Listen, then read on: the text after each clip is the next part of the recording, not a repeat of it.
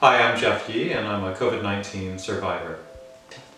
I went to Egypt in the first week of March for tourist reasons, to see the pyramids, to go down the Nile, basically for fun. I got the virus along with 32 other passengers on a boat on the Nile, and the reason why all the passengers on the boat were tested for it is because there were 12 crew members of the boat that were quarantined the week prior, and they had just tested positive. So when I was diagnosed with COVID-19, at that point I was still on a boat. In fact, that day I was supposed to return to the US, so we were put in quarantine on the boat for the first 24 hours, and then it was the evening, and I was told I needed to pack my things to go to the hospital. Now, I thought we were just going to go to the hospital in Luxor, so the boat was parked right next to a hospital, and I thought they just meant we were going to transfer there. And as soon as I got all my things ready, I was told that we were being flown in a military plane to a hospital. So we ended up in a caravan of many ambulances with a police escort going to the airport in Luxor, straight through to the tarmac, no checkpoints or anything, where they put us immediately on a military plane. We flew 2 hours and landed in the northwestern part of Egypt, and then transferred again by ambulance and police escort to a military hospital that was about another hour drive from that airport. So the whole process probably took maybe 4 hours of being transferred total. The hospital's in a very small town in Egypt, near the border of Libya. So the conditions, very much what you probably expect from a developing nation, and so, maybe just as a building with very few facilities, probably is the best way to explain it. So when I was in the hospital, like I mentioned, they would check on me every 6 hours, and it's a process, right? They can't check in on you, more than that, because they have to get dressed up in the hazmat gear and do their rounds, and it's a bit much. And so, for the most part, I was isolated, either by myself in a room, solo for part of the time, and then I did share a room for about a week or so. I was there for 2 weeks total in the hospital. For about a week I shared a room with a French roommate, but that was also a language barrier, so he didn't speak much English and I don't speak French. And so for most of it, I'm locked in a room, literally locked, right? They lock it from the outside, so I can't go anywhere. And with no Wi-Fi, no TV, it was quite boring. But one thing that did work, I was on 2G cellular, and Facebook, even though it was very, very slow, was one of my only ways to communicate.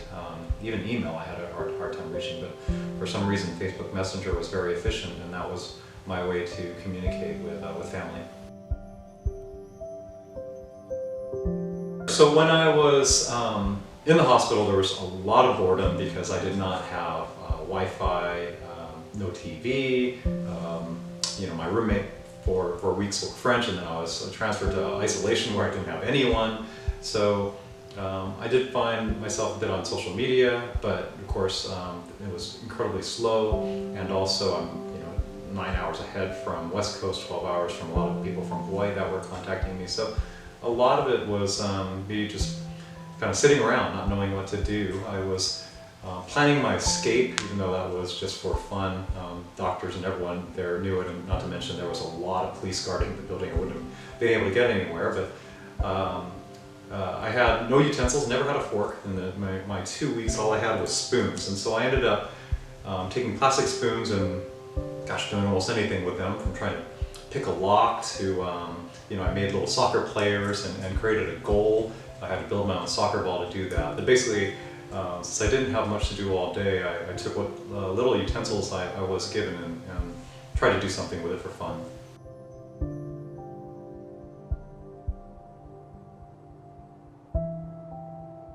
So for the first week, I'd say it was probably just boredom. And then I ran into 2 days of being pretty ill. So the fever was not only high, probably reaching somewhere around 103 degrees. Keep in mind this Celsius. country, so I had to convert everything to figure out what my temperature was. And but it lasted a long time, so it was probably 2 full days until it broke. And then it was off and on again for another couple of days. So for 2 days, and then I'd say another 2 days following, total of 4 days. I was a little bit worried, because it was in a foreign country. I'm trying to get everything organized through the embassy. Simple things like soap or a towel took a week to get from the embassy. So I had my concerns, but finally, I'd say by the 3rd day of the fever, when it started to break, I felt better, and then it was mostly just a cough at that point. It grew to be a much bigger concern, especially around other countries, Iran, Italy, and so Egypt was monitoring it and starting to get nervous, and so they shut down the country. The airports were all closed down. So by the time I got released from the hospital, that was one of my biggest concerns: is how am I going to leave the country?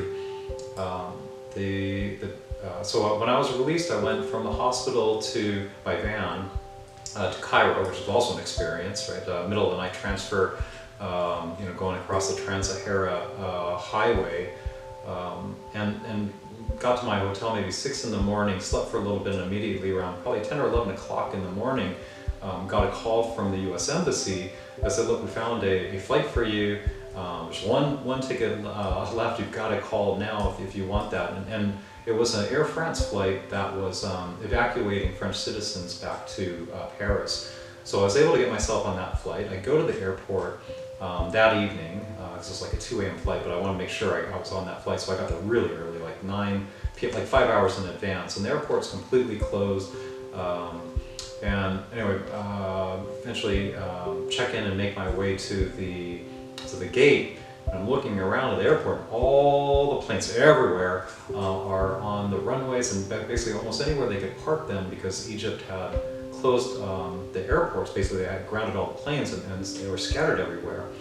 And I waited there for hours, and then probably around 1 a.m. in the morning, I saw this Air France flight land in the middle of the night, and then weave through all the planes on the ground, and then up to the gate, and then took off. Basically the only plane for that entire day, a commercial flight at least, and got evacuated to Paris, and then eventually from Paris I found my way home to San Francisco. So I do want to thank you for allowing me to share my COVID story, and I think the most important thing is that everyone recognizes it is a very deadly disease. And in fact, 2 of the doctors in the hospital that I stayed have since passed away, and so it is a serious disease, and I hope that people do listen to the warnings of health experts and do your part and try to stay home. Thank you.